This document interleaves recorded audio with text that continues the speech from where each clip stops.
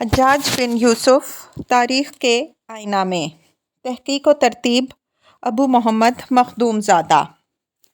سعید بن جبیر کی حجاج سے گفتگو اور شہادت۔ فضل بن سوید کہتے ہیں کہ حجاج نے کسی کام سے مجھے باہر بھیجا۔ میں نے باہر آ کر دیکھا لوگ سعید کو گرفتار کر کے لے آئے ہیں۔ میں اس خیال سے کہ دیکھوں ان کے ساتھ کیا برتاؤ کیا جاتا ہے، پھر واپس حجاج کے پاس چلا آیا اور اس کے سراہنے کھڑا ہو گیا۔ حجاج نے ان سے کہا، اے سعید، تم ہی بتاؤ کہ آیا میں نے تمہیں اپنا معتمد علیہ نہیں بنایا، تمہیں عامل کی خدمت تفویض نہیں کی؟ اس پر میں نے خیال کیا کہ شاید حجاج انہیں معاف کر دے۔ سعید نے کہا، جی ہاں، آپ کا ارشاد بجا ہے۔ حجاج نے پوچھا کہ پھر کیوں تم میرے خلاف بغاوت میں شریک ہوئے؟ سعید نے کہا، میں بالکل مجبور تھا۔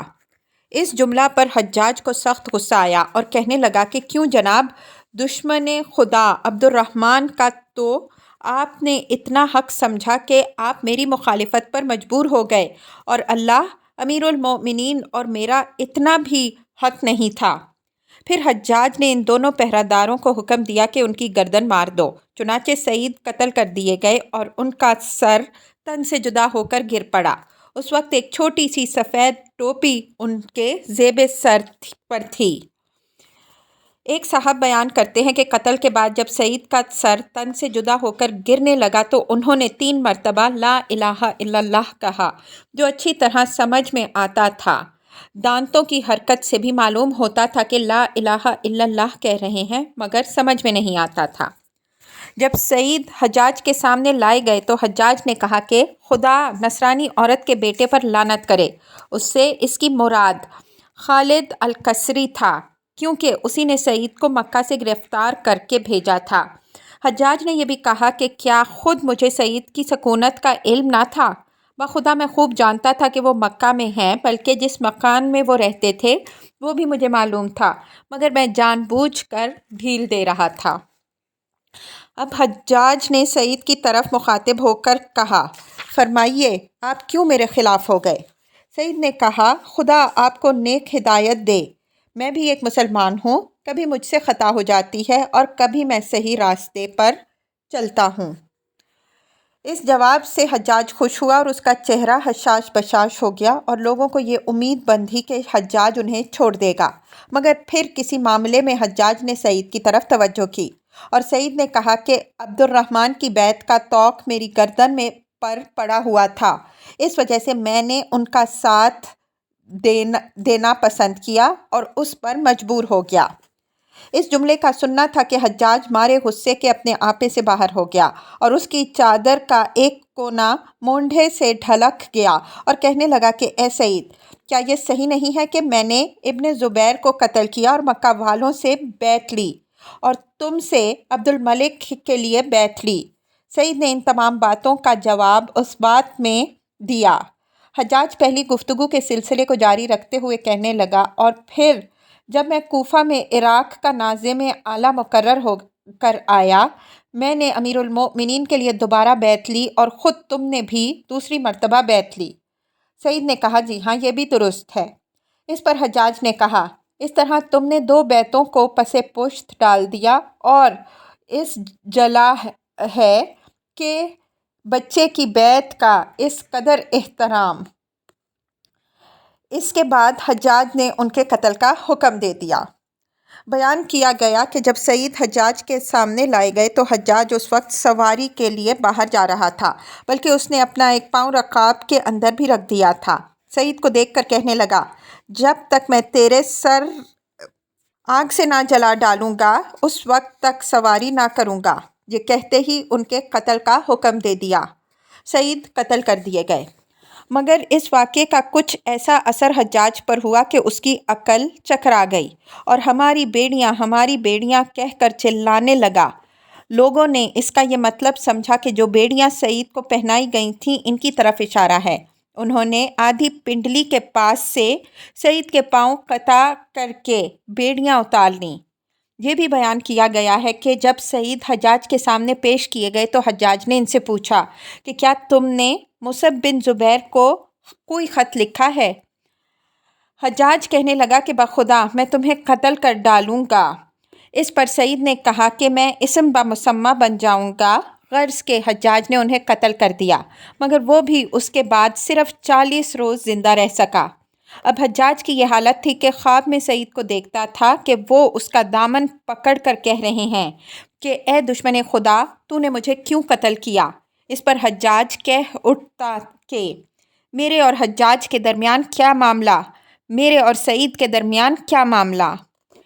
اسی برس مدینے کے اکثر فقہائے داعیِ اجل کو لبیک کہا۔ اس سال کے شروع میں حضرت علی بن الحسین نے وفات پائی، پھر عروہ بن زبیر، پھر سعید بن مسیب اور ابو بکر بن عبد الرحمن بن الحارث بن الحشام ایک ایک کر کے اس دنیا فانی سے چل بسے۔ ولید نے سلیمان بن حبیب کو اس سال شام کا قاضی بنایا۔ اس معاملے میں ارباب سیر کا اختلاف ہے کہ اس سال حج کن صاحب کی زیر نگرانی میں ادا ہوا۔ اسحاق بن عیسیٰ کی روایت ہے کہ سن 94 ہجری میں مسلمہ بن عبد الملک نے حج کروایا۔ واقدی کہتے ہیں کہ عبدالعزیز بن الولید بن عبد الملک نے حج کروایا، اور واقدی نے یہ بھی کہا ہے کہ بیان کیا جاتا ہے کہ سن 94 ہجری میں مسلمہ بن عبد الملک نے حج کرایا۔ خالد بن عبداللہ القصری مکہ کا عامل تھا۔ عثمان بن حیان المری مدینہ کا عامل تھا۔ زیاد بن جریر کوفہ کا عامل تھا۔ ابو بکر بن ابی موسیٰ کوفہ کے قاضی تھے۔ جراح بن عبداللہ بصرہ کے عامل اور عبد الرحمن بن عزینہ بصرہ کے قاضی۔ قتیبہ بن مسلم خراسان کا گورنر تھا اور قرہ بن شریک مصر کا گورنر تھا، مگر حجاج عراق اور تمام مشرقی صوبوں کا ناظم اعلیٰ تھا۔ حجاج کے انتقال کا واقعہ۔ ابن خلکان لکھتے ہیں کہ جب حجاج قریب المرگ ہوا تو اس نے ایک نجومی کو بلا کر یہ کہا کہ آپ کے علم میں کسی بادشاہ کے مرنے کا ذکر ہے؟ اس نے جواب دیا ہاں، لیکن آپ کا نہیں ہے۔ حجاج نے کہا وہ کیسے؟ نجومی نے جواب دیا میرے علم میں جو بادشاہ مرے گا اس کا نام کلیب ہے۔ یہ سن کر حجاج نے کہا ہاں میں ہی ہوں، خدا کی قسم میری ماں نے میرا نام کلیب ہی رکھا تھا۔ چنانچہ حجاج نے وصیت کی اور مریض ہونے کی حالت میں یہ اشعار پڑھے۔ یا ربی قد حلف الاعداء واجتہدوا ایمانہم اننی من ساکن النار۔ اے پروردگار، دشمنوں نے قسم کھا رکھی ہے اور کوشش میں ہیں، ان کا ایمان ہے کہ میں جہنمی ہوں۔ یحلفون علی امیائہم ویمینہم ما ظنہم بعظیم العفو غفار۔ کیا وہ جہالت کی وجہ سے قسم کھا رہے ہیں؟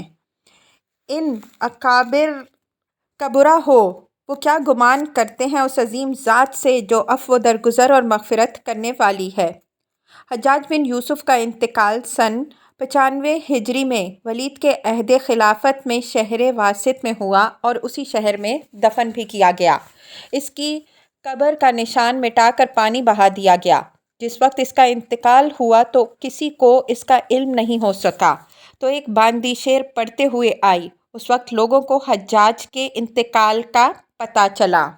الیوم یرحمنا من کان یغبطنا والیوم نتبع من کانوا لنا تبعا۔ جو ہم پر رشک کرتے تھے آج وہ ہم پر رحم کریں گے، اور جو ہمارے متبع تھے آج ہم ان کی اتباع کریں گے۔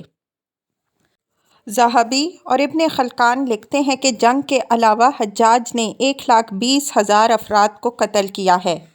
امام ترمذی رحمہ اللہ نے بھی اتنی ہی مقدار کی تشریح کی ہے، اور حجاج کے قید خانے میں 50,000 مرد اور 30,000 عورتیں جاں بحق ہو گئے تھے، جن میں 16,000 لڑکیاں کنواری تھیں۔ حجاج عورتوں اور مردوں کو ایک جگہ قید کرتا تھا۔ حجاج کے انتقال کے بعد قید خانہ کا جائزہ لیا گیا تو 33,000 آدمی بے گناہ قید تھے، جن کے اوپر نہ قطع ید تھا اور نہ سولی دیے جانے کے مستحق تھے۔ ابن عساکر لکھتے ہیں کہ سلیمان بن عبد الملک نے حجاج کے قید خانے سے اس کے مرنے کے بعد تمام مظلومین کو رہا کر دیا۔ بعض نے لکھا ہے کہ ایک دن میں 80,000 آدمی رہا کیے گئے، اور بعض نے رہا ہونے والوں کی تعداد 3 لاکھ لکھی ہے۔ ابن خلکان لکھتے ہیں کہ حجاج کا قید خانہ بلا چھت تھا۔ گرمیوں میں سورج کی تپش سے بچنے اور سردیوں میں بارش سے حفاظت کا کوئی نظام نہیں تھا۔ سنگ مرمر کی صرف کوٹھریاں تھیں۔ حجاج قیدیوں کو طرح طرح کی سزائیں دیتا تھا۔ بعض مورخین نے لکھا ہے کہ حجاج نے اپنے منشی سے ایک دن دریافت کیا کہ ہم نے الزام لگا کر کتنے لوگوں کو قتل کیا ہے؟ منشی نے جواب دیا 80,000۔ حجاج بن یوسف 20 سال تک ایران کا گورنر رہا، کل 53 سال کی عمر پائی۔ حجاج بن یوسف جمعہ کے دن سوار ہو کر جمعہ کی نماز کے لیے جا رہا تھا تو اس کے قیدیوں کی چیخ و پکار سنی۔ اس نے لوگوں سے پوچھا یہ کس چیز کی آواز ہے؟ لوگوں نے جواب دیا کہ قیدیوں کی چیخ و پکار ہے، انہیں تکالیف اور بھوک کی شکایت ہے۔ یہ سن کر حجاج قید خانے کے ایک گوشہ میں گیا اور قرآن کریم کا یہ جملہ کہا، اخسؤوا فیہا ولا تکلمون، سورہ مومنون آیت 108۔ اس کے بعد پھر حجاج کو اگلا جمعہ پڑھنے کی توفیق نہیں ہوئی، یعنی مرض وفات میں مبتلا ہو گیا۔ دمیری رحمہ اللہ لکھتے ہیں کہ میں نے ابن خلکان کی وفیات الاعیان کے حاشیہ میں بعض مشائخ کے حوالے سے یہ پڑھا ہے کہ اس جملے کے استعمال کرنے یا بہت سی باتوں کا ارتکاب کرنے کی وجہ سے بعض علماء نے حجاج پر کفر کا فتویٰ لگا دیا۔ بعض علماء کرام نے لکھا ہے کہ حجاج پر کفر کا فتویٰ اس لیے بھی لگایا گیا کہ ایک مرتبہ اس نے لوگوں کو جناب رسول اللہ صلی اللہ علیہ وآلہ وسلم کے حجرہ مبارک کا طواف کرتے ہوئے دیکھا تو کہا، تم لوگ بوسیدہ ہڈیوں کا طواف کر رہے ہو۔ دمیری کہتے ہیں کہ کفریہ قول یہ ہے کہ اس میں جناب رسول اللہ صلی اللہ علیہ وآلہ وسلم پر کذب کا الزام لگایا گیا ہے، اس لیے کہ صحیح روایت میں ہے کہ نبی صلی اللہ علیہ وآلہ وسلم نے ارشاد فرمایا کہ اللہ تعالیٰ نے زمین پر یہ حرام کر دیا کہ وہ انبیاء علیہم السلام کے اجسام اطہر کو کھائے۔ امیر المؤمنین سیدنا عمر بن عبدالعزیز رحمۃ اللہ علیہ نے حجاج کے مرنے کے بعد حجاج کو خواب میں دیکھا کہ وہ سڑا ہوا مردوں کی طرح پڑا ہے۔ امیر المؤمنین نے حجاج سے پوچھا کہ اللہ تعالیٰ نے تمہارے ساتھ کیا معاملہ فرمایا؟ اس نے جواب دیا کہ میں نے جتنے بھی لوگوں کو قتل کیا، ہر مقتول کے بدلے میں مجھے ہر مرتبہ قتل کیا گیا ہے۔ ہاں، البتہ مجھے سعید بن جبیر تنہا شخص کے بدلے میں 70 مرتبہ قتل کیا گیا ہے۔ پھر سوال کیا کہ کیا اب تم کس کا انتظار کر رہے ہو؟ اس نے جواب دیا، موحدین جس چیز کا انتظار کرتے ہیں۔ اس سے پتہ چلتا ہے کہ اس پر کفر کا فتویٰ بے جا لگایا گیا ہے، اور اس سے ثابت ہوتا ہے کہ حجاج توحید پر مرا ہے۔ خدا ہی اس کے حالات سے زیادہ واقف ہے۔ ایک اشکال اور اس کا جواب۔ اگر کسی کے دل میں یہ خلجان پیدا ہو کہ اللہ جل شانہ نے حجاج بن یوسف کو ہر مقتول کے بدلے میں ایک ایک دفعہ قتل کیا ہے سوائے سعید بن جبیر رحمہ اللہ کے، کہ ان کے قتل کی پاداش میں حجاج کو 70 مرتبہ قتل کیا گیا، تو اس کی کیا حکمت ہے؟ حالانکہ عبداللہ بن زبیر رضی اللہ عنہ صحابی رسول صلی اللہ علیہ وآلہ وسلم تھے، ان کو بھی حجاج نے تہہ تیغ کر دیا، اور سعید بن جبیر تابعی تھے، اور اہل سنت کا طبعی عقیدہ ہے کہ صحابی تابعی سے افضل ہوتا ہے۔ اس کا جواب یہ ہے کہ حجاج نے جس وقت سیدنا عبداللہ بن زبیر رضی اللہ عنہ کو قتل کیا تھا، اس وقت بہت سے جلیل القدر صحابہ موجود تھے جو اپنی مثال آپ تھے، جیسے عبداللہ بن عمر رضی اللہ عنہ، انس بن مالک رضی اللہ عنہ وغیرہم۔ لیکن جس وقت سعید بن جبیر رحمہ اللہ کو قتل کیا گیا، اس وقت اس دور میں ان جیسے بے نظیر عالم موجود نہیں تھے، اور دیگر علماء مصنفین نے تصریح کی ہے کہ جس وقت سیدنا حسن بصری رحمہ اللہ کو سعید بن جبیر رحمہ اللہ کے قتل کی خبر ملی، اس وقت حسن بصری رحمہ اللہ نے فرمایا کہ سعید بن جبیر رحمہ اللہ کے قتل کا حادثہ ایسے نازک وقت میں پیش آیا ہے کہ مشرق اور مغرب تک مخلوق خدا ان کے علم و دانش کی محتاج تھی۔ بس اسی لیے حجاج بن یوسف سعید بن جبیر رحمہ اللہ کے قتل کرنے کی وجہ سے مزید قتل کیا گیا ہے۔ واللہ اعلم بالصواب۔ حجاج کے عجیب و غریب واقعات اور خطبات اور بعض کارنامے۔ حجاج کی خونریزی کے دل دادہ ہونے کی وجہ، جیسا کہ شروع میں بیان کیا جا چکا ہے، حجاج کی ماں حارث بن کلاب کے پاس تھی۔ وہ سحری کے وقت اس کے پاس آیا تو وہ خلال کر رہی تھی۔ اس نے اسے طلاق دے دی۔ اس نے پوچھا، تو نے مجھے طلاق کیوں دی ہے؟ تو کیا تو نے مجھ سے کوئی ایسی چیز دیکھی جس نے تجھے میرے بارے میں شک میں ڈال دیا؟ اس نے جواب دیا، ہاں، میں سحری کے وقت تیرے پاس آیا تو تو خلال کر رہی تھی، بس اگر تو نے جلدی ناشتہ کر لیا ہے تو تو بہت حریص ہے، اور اگر تو نے رات اس حالت میں گزاری کہ کھانا تیرے دانتوں کے درمیان پھنسا ہوا تھا تو تو گندی ہے۔ اس نے کہا، یہ دونوں باتیں نہیں ہوئیں، بلکہ میں نے مسواک کے ٹکڑوں سے خلال کیا ہے۔ اس کے بعد یوسف بن ابی عقیل ثقفی نے اس سے شادی کر لی جو حجاج کا باپ تھا۔ اس کے ہاں حجاج بن یوسف بگڑی ہوئی شکل میں پیدا ہوا۔ اس کی دبر نہ تھی، اس کی دبر کی جگہ سوراخ کیا گیا۔ اس نے اپنی ماں اور کسی دوسری عورت کے پستان سے دودھ پینے سے انکار کر دیا، جس سے وہ بہت پریشان ہوئے۔ کہتے ہیں کہ شیطان ان کے سامنے حارث بن کلاب کی شکل میں آ کر کہنے لگا کہ کیا بات ہے؟ انہوں نے کہا، یوسف کے ہاں فارعہ سے ایک لڑکا پیدا ہوا ہے۔ حجاج کی والدہ کا نام فارعہ تھا، اور وہ اپنی ماں یا کسی دوسری عورت کے پستان سے دودھ نہیں پیتا۔ اس نے کہا کہ اس کے لیے ہر روز ایک بکری کا سیاہ رنگ کا بچہ ذبح کرو اور اس کے خون میں اسے لتھیڑو اور اس کے چہرے پر بھی ملو، تو یہ چوتھے روز پستان سے دودھ پیے گا۔ راوی کہتے ہیں کہ انہوں نے ایسا ہی کیا، اس لیے وہ بعد میں خونریزی سے باز رہ ہی نہ سکتا تھا، کیونکہ اس کی ابتدا ہی اسی سے ہوئی تھی، اور حجاج خود اپنے متعلق بتاتا تھا کہ اسے خونریزی کرنے اور ایسے امور کے ارتکاب میں بہت مزہ آتا ہے جو دوسرے نہ کر سکتے ہوں، اور اس کے سوا کوئی دوسرا آدمی ان کی طرف سبقت نہ کر سکتا ہو۔ حجاج اور حضرت حسن بصری رحمہ اللہ۔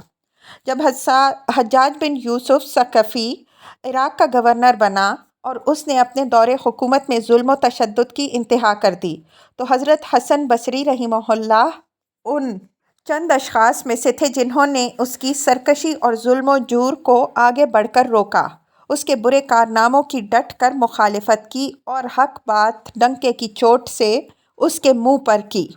حجاج بن یوسف نے واسط شہر میں اپنے لیے ایک عالیشان محل تعمیر کرایا۔ جب اس کی تعمیر مکمل ہو گئی، اس نے افتتاحی تقریب میں لوگوں کو دعوت عام دی تاکہ وہ عظیم الشان محل کو دیکھیں، اس کی سیر کریں، بزبان خود تعریف کریں اور دعائیہ کلمات سے نوازیں۔ حضرت حسن بصری رحمہ اللہ کے دل میں خیال آیا کہ اس سنہری موقع کو ہاتھ سے نہ جانے دیا جائے۔ وہ یہ نیت لے کر گھر سے نکلے کہ آج لوگوں کو نصیحت کریں گے، انہیں دنیاوی مال و متاع سے بے رغبتی اختیار کرنے کا درس دیں گے، اور اللہ تعالیٰ کے ہاں انعامات ہیں انہیں حاصل کرنے کی ترغیب دیں گے۔ جب آپ موقع پر پہنچے تو دیکھا کہ لوگ اس عالیشان اور بلند و بالا محل کے چاروں طرف جمع ہیں، اور عمارت کی خوبصورتی پر دل فریفتہ، اس کی وسعت پر انگشت بدندان اور اس کی آرائش و زیبائش سے مرعوب نظر آتے ہیں۔ آپ نے لوگوں کو جھنجھوڑتے ہوئے کہا، ہمیں یہ معلوم ہے کہ فرعون نے اس سے زیادہ مضبوط، خوبصورت اور عالیشان محلات تعمیر کیے تھے، لیکن اللہ تعالیٰ نے فرعون کو ہلاک کر دیا اور اس کے محلات کو بھی تباہ و برباد کر دیا۔ کاش حجاج کو یہ معلوم ہو جائے کہ آسمان والے اس سے ناراض ہیں اور زمین والوں نے اسے دھوکے میں رکھا ہوا ہے۔ وہ پورے جوش و ولولہ سے حجاج کے خلاف برس رہے تھے، ان کے منہ سے الفاظ تیروں کی طرح نکل رہے تھے۔ مجمع ان کی شعلہ بیانی پر دم بخود تھا، یہاں تک کہ سامعین میں سے ایک شخص نے حجاج بن یوسف کے انتقامی جذبے سے خوفزدہ ہو کر حضرت حسن بصری رحمہ اللہ سے کہا، جناب اب بس کیجئے، اتنا ہی کافی ہے، کیوں اپنے آپ کو ہلاکت کے منہ میں دے رہے ہیں؟ حضرت حسن بصری رحمہ اللہ نے اس نیک دل شخص سے کہا، میرے بھائی، اللہ تعالیٰ نے اہل علم سے یہ پیمان لیا ہے کہ وہ ظالم کے منہ پر بغیر کسی خوف کے حق بات کا پرچار کرتے رہیں گے اور کبھی اس راہ وفا میں جفا کا گزر نہیں ہونے دیں گے۔ یہی ہمیشہ حق والوں کا وتیرہ رہا ہے اور یہی فریضہ آج میں ادا کر رہا ہوں۔ دوسرے روز حجاج گورنر ہاؤس میں آیا تو اس کا چہرہ غصے سے لال پیلا تھا۔ اس نے غضبناک انداز میں اہل مجلس سے کہا، لکھ لعنت ہے تمہارے وجود پر بزدلوں، کمینوں، میری آنکھوں سے دور ہو جاؤ۔ کتنے افسوس کی بات ہے کہ بصرے کا ایک غلام، ابن غلام، مجمع عام میں بے لگام جو جی میں آتا ہے میرے خلاف کہہ جاتا ہے، اور تم میں سے کوئی بھی ایسا نہیں ہے جو اس کی زبان کو روکے۔ شرم کرو، حیا کرو، اے گروہ بزدلان! اقلیم من کان کھول کر سنو، اللہ کی قسم اب میں اس کا خون تمہیں پلا کر رہوں گا۔ اسے آج ایسی عبرتناک سزا دوں گا کہ دنیا انگشت بدندان رہ جائے گی۔ پھر اس نے تلوار اور چمڑے کی چادر منگوائی۔ یہ دونوں چیزیں فوراً اس کی خدمت میں پیش کی گئیں۔ اس نے جلاد کو بلوایا، وہ پلک جھپکتے ہی اس کے سامنے آ کھڑا ہوا۔ پھر پولیس کو حکم دیا کہ حسن بصری کو گرفتار کر لیا جائے۔ پولیس تھوڑی ہی دیر میں انہیں پکڑ کر لے آئی۔ منظر بڑا ہی خوفناک تھا، ہر طرف دہشت پھیلی ہوئی تھی، لوگوں کی نظریں اوپر اٹھی ہوئی تھیں، ہر شخص مغموم تھا، دل کانپ رہے تھے۔ جب حضرت حسن بصری رحمہ اللہ نے تلوار، جلاد اور چمڑے کی چادر کو دیکھا تو وہ زیر لب مسکرائے اور کچھ پڑھنا شروع کر دیا۔ جب وہ حجاج کے سامنے آئے تو ان کے چہرے پر مومن کا جاہ و جلال، مسلمان کی شان و شوکت اور مبلغ کی آن بان کا عکس جمیل نمایاں تھا۔ جب حجاج بن یوسف نے ان کی طرف دیکھا تو اس پر ہیبت طاری ہو گئی، غصے کا فور ہو گیا اور بڑی دھیمی آواز میں کہا، ابو سعید حسن بصری، میں آپ کو خوش آمدید کہتا ہوں، آئیے تشریف رکھیے، میرے قریب بیٹھیں۔ آپ بیٹھنے لگے تو کہا، ذرا اور قریب ہو جائیں، یہاں تک کہ اسے اپنے ساتھ تخت پر بٹھا لیا۔ لوگ یہ منظر حیرت، استعجاب اور خوف کے ملے جلے جذبات سے دیکھ رہے تھے۔ جب حضرت حسن بصری رحمہ اللہ بڑے اطمینان سے تخت پر بیٹھ گئے تو حجاج نے ان سے دینی مسائل دریافت کرنے شروع کر دیے۔ حضرت حسن بصری رحمہ اللہ ہر سوال کا جواب بڑی دلجمی، سحر بیانی اور عالمانہ انداز میں دیتے رہے۔ حجاج بن یوسف ان کے جوابات سے بہت متاثر ہوا اور کہنے لگا کہ ابو سعید، تم واقعی علماء کے سردار ہو۔ پھر قیمتی عطر منگوایا اور ان کی داڑھی کو محبت بھرے انداز میں لگا کر الوداع کیا۔ جب حضرت حسن بصری رحمۃ اللہ علیہ دربار سے نکلے تو حجاج کا دربان بھی ان کے پیچھے ہو لیا۔ تھوڑا دور جا کر اس نے کہا، اے ابو سعید، حجاج نے آج آپ کو کسی اور غرض سے بلوایا تھا، لیکن اس کی طرف سے یہ حسن سلوک دیکھ کر میں دنگ رہ گیا۔ مجھے ایک بات بتائیں، جب آپ گرفتار ہو کر دربار میں تشریف لائے تھے، آپ نے تلوار، جلاد اور چمڑے کی چادر کو دیکھا تو آپ کے ہونٹ حرکت کر رہے تھے، وہ آپ کیا پڑھ رہے تھے؟ حضرت حسن بصری رحمہ اللہ نے فرمایا، میں نے اس وقت یہ دعا کی، الہی تو مجھ پر کی گئی نعمتوں کا والی ہے، ہر مصیبت کے وقت میرا ملجا و ماوا ہے، الہی ساری مخلوق کے دل تیرے قبضے میں ہیں، الہی حجاج کے غصے کو میرے لیے ٹھنڈا اور سلامتی والا کر دے، جس طرح تو نے اپنے خلیل ابراہیم علیہ السلام پر آگ کو ٹھنڈا اور سلامتی والا کر دیا۔ مدعی لاکھ برا چاہے تو کیا ہوتا ہے، وہی ہوتا ہے جو منظور خدا ہوتا ہے۔ میری دعا کو اللہ تعالیٰ نے قبول کیا اور حجاج کا غصہ محبت میں بدل گیا۔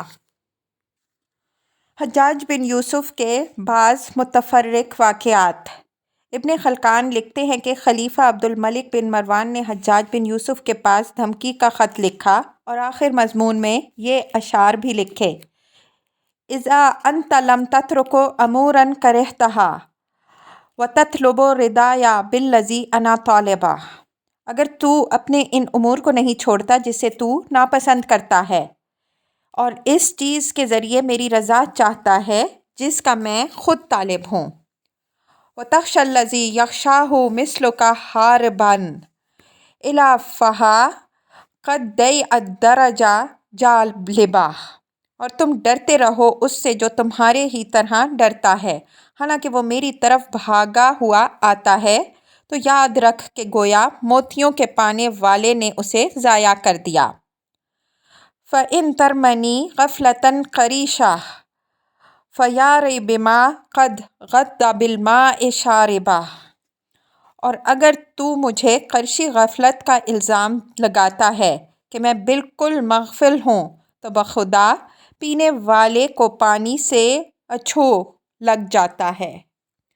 وَإِن تَرْمَنَا وَصَبَحَ أَمُورِي فَهَذَا وَهَذَا كُلَّهُ أَنَا صَاحِبٌ، اور اگر تم مجھ پر اموی بہادری اور ہر معاملے میں کود پڑنے کا الزام لگاتے ہو تو یہ ہو یا وہ سب میرے رفیق ہیں، یعنی دونوں ہی میری صفت ہیں۔ غرض تو مجھ سے مامون مت ہو جانا کیونکہ حادثات کثیر ہیں اور تم اسی کے ذریعے بدلہ دو گے جسے تم حاصل کر رہے ہو۔ خط پڑھ کر حجاج نے جواب دیا اور آخر مضمون میں یہ لکھا کہ 2 حکم میرے پاس آئے ہیں، ان میں سے ایک سب سے زیادہ واضح ہے اور دوسرا سخت ہے۔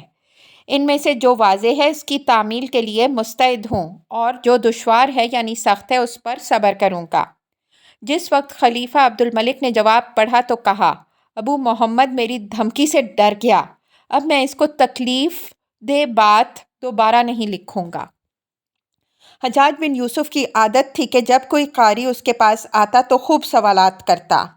چنانچہ ایک دن ایک آدمی حجاج کے پاس آیا تو حجاج نے اس سے سوال کیا کہ قرآن کریم کی امن ہوا قانتن الی الآیہ سے پہلے کیا ہے؟ تو اس نے جواب دیا کہ یہ آیت قل تمتعوا بکفرک قلیلا انک من اصحاب النار، سورہ زمر آیت 8، یعنی آپ کہہ دیجئے کہ تو اپنے کفر سے کچھ نفع اٹھا لے تو تو بالیقین جہنمیوں میں سے ہے۔ یہ سن کر حجاج اتنا لاجواب ہوا کہ اس سے پوچھنے کی عادت ختم ہو گئی اور اس کے بعد پھر کبھی کسی سے کچھ نہ پوچھا۔ ایک مرتبہ حجاج نے عبد الرحمن ابن الاشعث کے شاگردوں میں سے کسی سے کہا، خدا کی قسم میں تم سے شدید بغض رکھتا ہوں۔ تو اس شاگرد نے جواب دیا کہ جو ہم میں سے سب سے زیادہ مبغوض ہوگا اسے اللہ تعالیٰ جنت میں داخل کرے گا۔ اس کے علاوہ حجاج بن یوسف کے اور بھی واقعات اور حیرت انگیز تقریریں مشہور ہیں۔ مبرد لکھتے ہیں کہ سفیان ثوری بحوالہ عبد الملک بن عمر قریشی بیان کرتے ہیں کہ ایک مرتبہ کوفہ کی جامع مسجد میں بیٹھا ہوا تھا اور کوفہ والے ان دنوں بہترین زندگی گزار رہے تھے۔ ایک آدمی 10 یا 20 غلاموں کے ساتھ نکل رہے تھے۔ اچانک کسی نے یہ کہا کہ حجاج بن یوسف کو عراق کا گورنر بنا کر بھیج دیا گیا ہے۔ کیا دیکھتا ہوں کہ حجاج عمامہ باندھے ہوئے، اکثر منہ ڈھانکے ہوئے، تلوار اور تیر و کمان لٹکائے ہوئے مسجد میں آیا اور ممبر کی طرف بڑھنے لگا۔ لوگ اس کے قریب ہو گئے۔ حجاج ممبر پر بیٹھ گیا، تھوڑی دیر خاموش بیٹھا رہا۔ یہ دیکھ کر لوگ ایک دوسرے سے کہنے لگے، اللہ تعالیٰ بنی امیہ کا برا کرے، اس جیسے شخص کو عراق کا گورنر بنا دیا۔ تھوڑی دیر کے بعد عمیر بن خیال برجی نے کہا، کہو تو میں کنکری ماروں؟ کسی نے کہا، تھوڑی دیر ٹھہرو، ذرا جائزہ لے لیں۔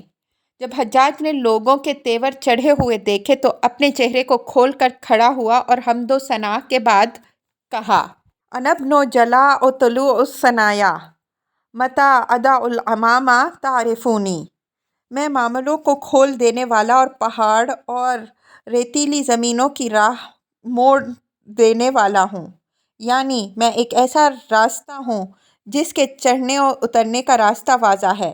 جب میں امامہ رکھ دوں گا تو تم پہچان لو گے۔ اس کے بعد کہا، اے کوفیوں، میں لوگوں کے سروں کو بالکل تیار دیکھ رہا ہوں۔ اب کھیتی کاٹنے کا وقت آ گیا ہے اور میں اس کا مالک ہوں اور میں اماموں اور داڑھیوں کو میں خون دیکھ رہا ہوں۔ اے اہل عراق، واللہ میں نہایت بے باک اور نڈر ہوں۔ حوادث زمانہ سے ڈرتا نہیں اور نہ میں سانپ کی طرح پہلو بدلتا ہوں۔ میں نے بھانپ لیا ہے اور تجربات کی روشنی میں پرکھ لیا ہے۔ امیر المؤمنین ترکش سے تیر لگا چکے ہیں اور انہوں نے ترکش کی لکڑی کو خوب جانچ لیا ہے، چنانچہ انہوں نے مجھے تلخ ترین پایا اور توڑنے کے لیے سخت ترین پایا، اور تیر پھینکنے کی جگہ دور پائی، چنانچہ انہوں نے مجھے تمہارا حکمران بنا دیا، اس لیے کہ تم نے فتنہ انگیزی کافی کر لی اور راہ راست سے الگ ہو چکے۔ خدا کی قسم میں تمہیں نازک عورت کی طرح باندھ دوں گا اور تمہارے اونٹوں کی طرح تمہاری گردن اڑا دوں گا۔ تمہارا حال تو بالکل ان بستی والوں کی طرح ہو چکا ہے جو آرام و چین کی زندگی گزار رہے ہوں اور انہیں ہر چیز کی فراوانی ہو، اس کے باوجود وہ خدا کی نعمتوں کی قدردانی نہ کرتے ہوں تو اللہ تعالیٰ انہیں ان کے کرتوتوں کی وجہ سے پھکڑ بنا دیتا ہے۔ عراقیوں، یاد رکھو کہ جو میں کہہ دیتا ہوں پورا کرتا ہوں، جو ارادہ کر لیتا ہوں کر گزرتا ہوں، قسم کھا لیتا ہوں تو پوری کرتا ہوں۔ امیر المومنین نے مجھے تم لوگوں کو عطیات دینے پر مامور فرمایا ہے اور میں تمہارے دشمن محلب بن ابی صفرا کو جنگ کرنے کی ہدایت کرتا ہوں۔ اس کے بعد خدا کی قسم، عطیہ لینے کے بعد اگر کوئی شخص میری خلاف ورزی کرے گا تو میں 3 دن کے بعد اس کی گردن اڑا دوں گا۔ حجاج بن یوسف نے لیکچر دینے کے بعد غلام کو حکم دیا کہ اب امیر المؤمنین کا خط پڑھ کر سنا دو، چنانچہ اس نے پڑھا۔ یہ خط امیر المؤمنین عبد الملک بن مروان کی طرف سے کوفہ کے رہنے والوں کے نام ہے۔ السلام علیکم۔ یہ سننے کے بعد کسی نے کچھ نہ کہا۔ اس کے بعد حجاج نے کہا، غلام ذرا ٹھہر جاؤ۔ اس کے بعد لوگوں کو مخاطب کرتے ہوئے کہا، امیر المؤمنین کا سلام تم لوگوں کو پہنچایا گیا لیکن تم لوگوں نے اس کا جواب نہ دیا۔ یہ تو ابن سمیہ کا رواج اور طریقہ ہے۔ خدا کی قسم میں تمہیں ادب سکھا دوں گا یا تو پھر تم لوگ سیدھے ہو جاؤ۔ اس کے بعد حجاج نے غلام سے خط آگے پڑھنے کو کہا۔ جب غلام نے پھر دوبارہ خط شروع سے پڑھا تو ابھی السلام علیکم نہیں پہنچا تھا کہ مسجد کے ہر شخص کی زبان سے یہ الفاظ نکلے، علی امیر المؤمنین السلام، امیر المؤمنین پر سلامتی ہو۔ اس کے بعد حجاج نے منبر سے اتر کر لوگوں میں عطیات تقسیم کرنا شروع کر دیا اور لوگ لینے لگے۔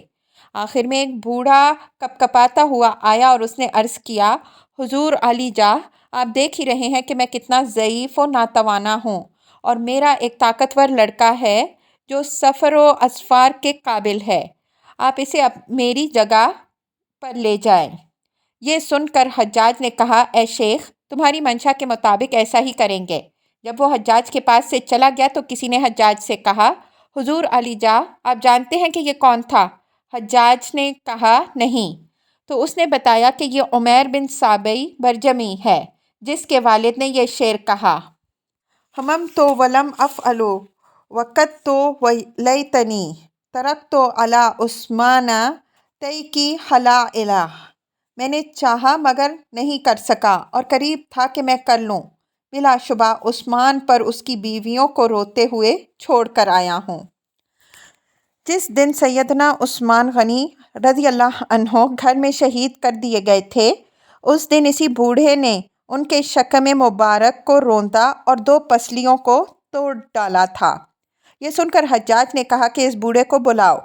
چنانچہ وہ بوڑھا آیا تو حجاج نے اس سے کہا، اے بوڑھے، سیدنا عثمان رضی اللہ عنہ کے قتل کے دن تو نے اپنے بدلے کسی اور کو کیوں نہ بھیج دیا؟ یقیناً تیرے قتل کرنے میں مسلمانوں میں اصلاح اور درستگی پیدا ہوگی۔ اس کے بعد حجاج نے محافظوں کو حکم دیا کہ اس کی گردن اڑا دے۔